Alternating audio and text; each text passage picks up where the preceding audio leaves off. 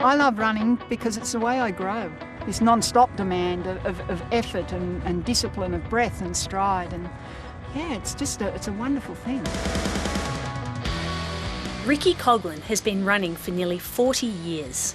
Well, my favourite events were, I think, 400, 800, 1500, and I would compete up to state level. Our first guest tonight featured in a Women's Day article last year, subtly titled "Sex Change Athletes' Private Hell." In the early 90s, the middle distance runner made headlines, but it wasn't for winning races. Ricky was one of the first out transgender women in Australian sport. Why do other competitors want to stop you running? Well, I think it's perhaps the principle. I got very much outed. Someone with a long lens had been filming me, and we knew that was a Melbourne newspaper that was going to run the story. There was a great deal of trepidation going into all of this, and I thought, am I going to lose everything? Is everyone going to hate me, or what's going to happen? I really didn't know. But now opportunities for women are being shoved aside for a new priority: transgender athletes. Some transgender athletes say that calls to keep them out of the competition amount to hate speech. The participation of transgender people in sport is still a contentious issue today, as the sports world attempts to create a fair and inclusive environment for all athletes. Rugby's international governing body says it has concerns over player safety. It would be the first international sports federation to ban transgender women. But some sports are charging ahead with inclusion policies. I knew when I was about 5 that I should have been a girl. Last year, Cricket Australia launched its transgender inclusion guidelines, and tomorrow, 8 other peak Australian sporting bodies will unveil theirs.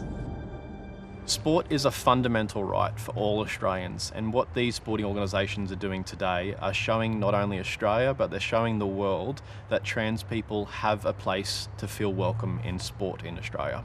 BEAU NEWELL is the National Program Manager of Pride in Sport, a program that assists sporting organisations with the inclusion of LGBT people at all levels.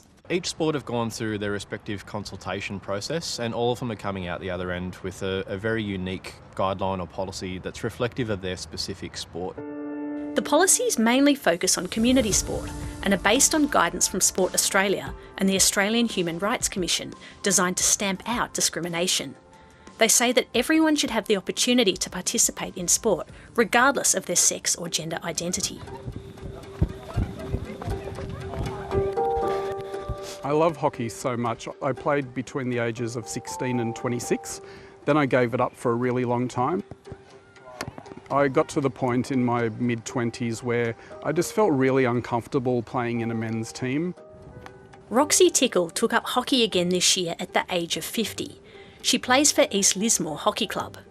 It took me about a month to work up the courage to contact a local club.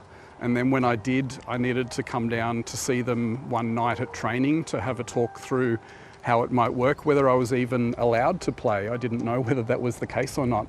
And coming down that night, it was terrifying. But as soon as I got here, they were amazing.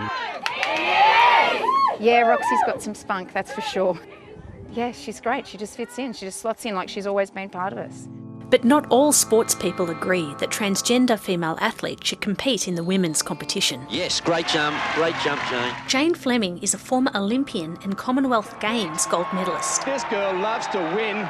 The difficulty is that for the human species that's been born biologically male, if they go through puberty in particular, they absolutely have some physiological advantages. So whether it's bone strength or extra capillarisation or larger muscle bulk, but then there are other aspects of that as well. Not only does that affect performance, but there is a health or a danger aspect.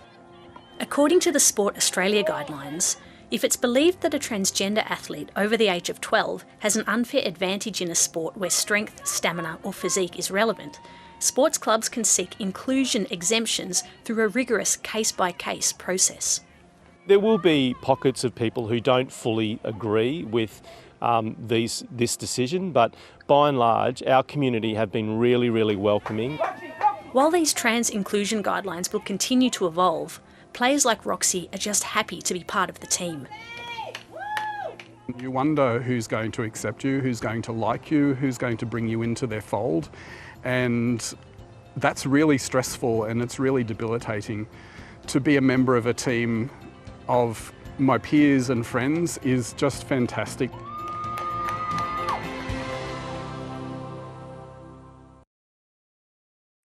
Hi, I'm Lee Sales. Thanks for watching this story. If you'd like to watch more of 7:30's stories, they are on the left of your screen. And tap on the button below to subscribe and get the latest from ABC News.